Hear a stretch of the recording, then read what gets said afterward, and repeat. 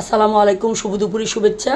সুন্দর একটা বরফি বানাবো। 2 কেজি দুধ খুব ভালো করে ঘন করে জাল দিয়ে নিচ্ছি, সহ অনবরত নাড়া দিচ্ছি।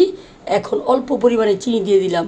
যেহেতু 2 কেজি দুধ ঘন হয়ে মিষ্টি হয়ে আসছে, তার জন্য অল্প একটু ব্যালেন্সের জন্য চিনি দিলাম।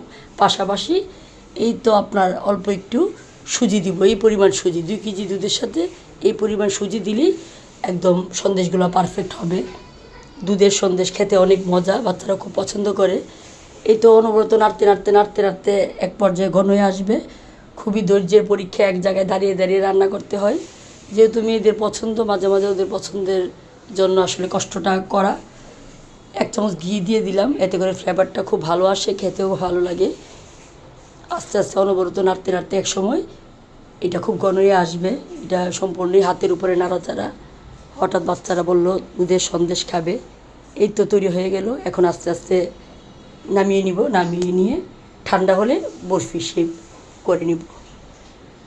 তৈরি হয়ে গেল বরফি। দেখতে কেমন হলো?